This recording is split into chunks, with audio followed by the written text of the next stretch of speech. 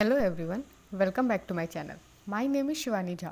Today I am going to discuss about fly ash bricks. So in this video I am going to discuss about fly ash bricks. To understand fly ash bricks पहले हम उसके बारे में जान लेते हैं कि fly ash होता क्या है।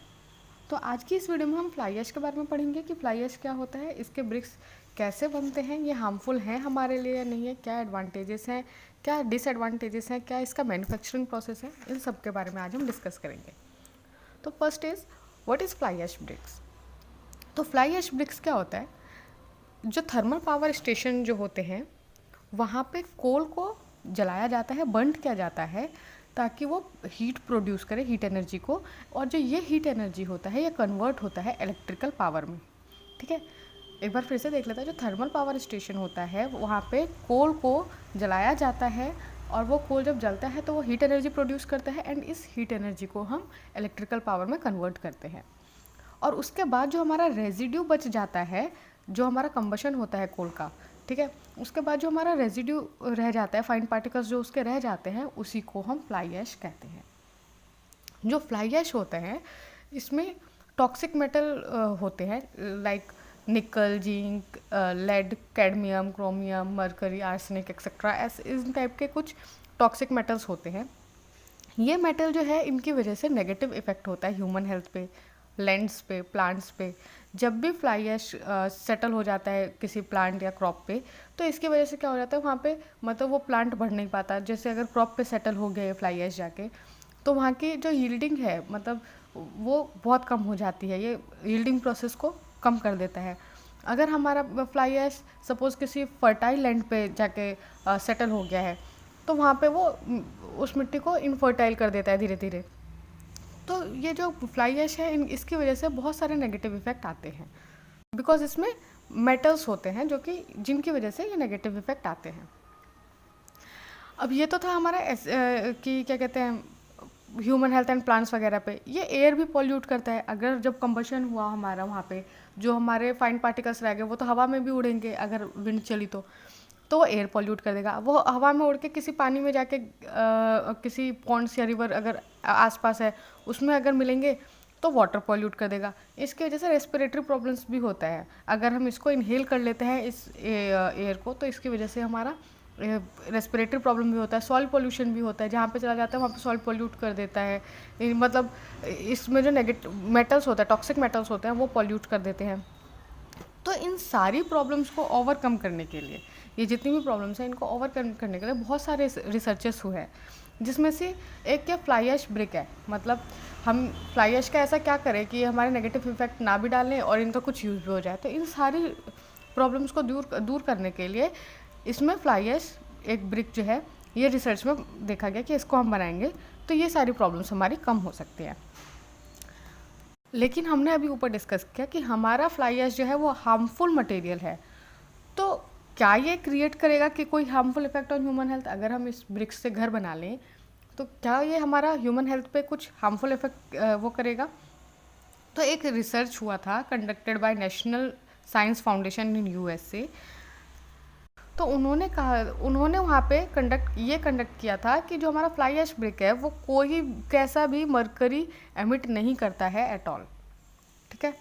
दूसरा ये कि जो फ्लाई ऐश ब्रिक्स है वो रेडन गैस को एमिट करता है, बट 50% करता है, जो कि जितना कंक्रीट में एमिट होता है ना रेडन गैस, उससे सिर्फ 50% फ्लाई ऐश ब्रिक्स में एमिट होता है। लीचिंग ऑफ पॉल्यूटेंट्स जो है फ्लाई ऐश ब्रिक से बाय रेन, ये नेग्लिजिबल ही रहता है। ठीक है। फ्लाई ऐश ब्रिक्स जो है वो नॉन हजार्डियस है फॉर लैंड फिलिंग और हैंडलिंग। नाउ इसका मैन्युफैक्चरिंग प्रोसेस क्या है?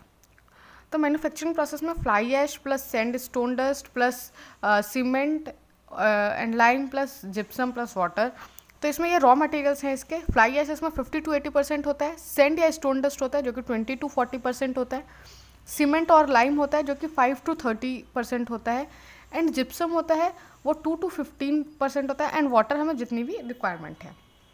तो ये जो प्रोपोर्शन है रॉ मटेरियल्स के, ये हमारे चेंज हो सकते हैं depending on the quality of these raw materials. ठीक है। हमें different strength and different density के लिए जैसे भी हमें चाहिए होगा उस हिसाब से हमारे इसके प्रोपोर्शन जो हैं वो रॉ मटेरियल्स के चेंज हो सकते हैं। अब क्या होता है, ये जो रॉ मटेरियल्स हैं ये मैनुअली फेड किए जाते हैं पेन मिक्सचर में, एंड उसके बाद इसमें वाटर ऐड किया जाता है। कभी कभी ये ओपीसी जो है ये भी यूज़ कर दिया जाता है in the place of hydrated lime और जिप्सम। ओके, तो पेन मिक्सचर में जब जाता है तो ये एक सेमी ड्राई यूनिफॉर्म मिक्स को फॉर्म करता है। ठीक है, आफ्टर मिक्सिंग जो मिक्सचर है वो कन्वे करता है बेल्ट कन्वेयर पे टू द हाइड्रोलिक और वाइब्रेटर मशीन मिक्सचर। यहाँ पे क्या होता है, ये कॉम्पैक्ट किए जाते हैं। ठीक है, ये जो ब्रिक्स हैं ये ड्राई किए जाते हैं under the sun from 24 to 48 hours के लिए। जो मोल्डेड ब्रिक्स होते हैं वो एयर ड्राइड किए जाते हैं 1 या 2 दिन तक, और जो वाटर क्योरिंग इसमें होती है वो 14 टू 21 डेज के लिए होता है। ये तो हमारा था कि फ्लाई ऐश ब्रिक्स क्या होते हैं, ये कैसे इफ़ेक्ट करते हैं ह्यूमन हेल्थ पे या प्लांट्स वगैरह पे। अगर हम इन ब्रिक्स से हम घर बना ले तो ये ह्यूमन हेल्थ पे कितना इफेक्ट करेंगे भी या नहीं करेंगे, एंड इसका manufacturing process. Now advantages and disadvantages. Advantages of fly ash bricks पहले देख लेते हैं। फ्लाई ऐश ब्रिक्स जो होते हैं वो लाइट वेट होते हैं, इसका ट्रांसपोर्टेशन जो है वो ईजी होता है, और ये क्या करते हैं, रिड्यूस करते हैं जो हमारा डेड लोड होता है नए स्ट्रक्चर पे उसको। हाउ, बिकॉज ये लाइट वेट है तो ये डेड लोड जो होते हैं स्ट्रक्चर पे उसको भी रिड्यूस करते हैं, और लाइट वेट है इसलिए इनका ट्रांसपोर्टेशन भी ईजी हो जाता है। Less number of BRICS consumption होता है इसके अंदर, और जो वेस्टेज होता है वो भी हमारा कम होता है। ये फायर रेजिस्टेंस है, फ्लाई ऐश ब्रिक्स का जो फायर रेजिस्टेंस होता है वो बहुत ज़्यादा होता है, very high. Practically no breakage during transport and use. इसका डेफिनेट शेप एंड साइज होता है, एंड गुड फिनिशिंग होती है इन कंपैरिजन टू जो ये हमारे नॉर्मल क्ले बंट ब्रिक्स होते हैं उनसे, सो दैट इसमें जो मोटार होता है वो कम लगता है ब्रिक वर्क करते टाइम, एंड ये फिनिशिंग जो देती है वो बहुत अच्छी देती है। 6, जो हमारा जिप्सम प्लास्टर है वो हम डायरेक्टली कर सकते हैं without backing coat of lime plaster. इसमें एफ्लोरोसेंस नहीं होता है इस ब्रिक्स में, एंड ये कम वाटर एब्जॉर्प्शन इसका होता है। और disadvantages of fly ash bricks. Disadvantages इसमें क्या क्या हैं, इसके लिमिटेशन ऑफ साइज़ है, जो लार्ज साइज है उसमें ज़्यादा ब्रेकेज हो जाते हैं कभी कभी। मैकेनिकल बॉन्डिंग स्ट्रेंथ जो है फ्लाई ऐश ब्रिक की वो भी वीक होती है। तो हमारा एडवांटेज एंड डिसएडवांटेज था। अब हम ये देख लेते हैं कि how to check the quality of fly ash bricks. हमें कैसे पता लगेगा कि ये फ्लाई ऐश ब्रिक्स की क्वालिटी हम कैसे चेक करते हैं कि कैसी है। तो फर्स्ट है हमारा कंप्रेसिव स्ट्रेंथ टेस्ट। इसमें क्या होता है, 3 ब्रिक्स को रेंडमली हम चूज़ कर लेते हैं, फिर जो हमारा यूनिवर्सल टेस्टिंग मशीन होता है उस पर हम कंप्रेसिव स्ट्रेंथ उसका टेस्ट करते हैं। IS कोड 13757111993 के हिसाब से इसका जो कंप्रेसिव स्ट्रेंथ आना चाहिए वो 35 to 300 kg पर सेंटीमीटर स्क्वायर का होना चाहिए। सेकेंड है हमारा water absorption test. Water absorption test कैसे होता है, इसको हम ड्राई करते हैं ओवन में at a temperature of 105 to 115 degree Celsius पे। इसको हम W1 से डिनोट करते हैं फॉर 24 आवर्स के लिए। फिर हम 24 आवर्स के लिए इसको 27 ±2 डिग्री सेल्सियस पे इसको फिर से हम रखते हैं, उसको हम W2 कहते हैं, W2 से डिनोट करते हैं।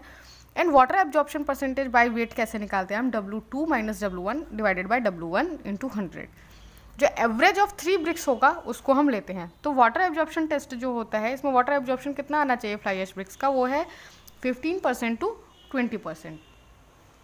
Now third, efflorescence. एफ्लोरोसेंस में क्या होता है, migration of salt to the surface of a porous material when it forms a coating. जैसे कि अभी आप फिगर में देख रहे होंगे ब्रिक्स के ऊपर क्या है, ये सॉल्ट सारे डिपॉजिट हो जाता है, इसी को हम एफ्लोरोसेंस कहते हैं।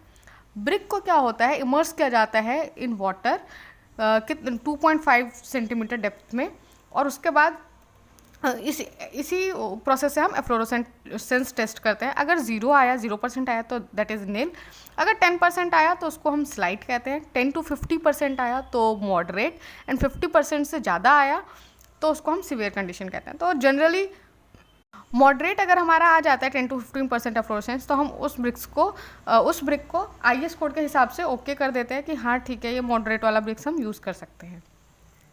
I hope you like this video, and if you like this video then please do like, subscribe and share this channel. Thank you for watching.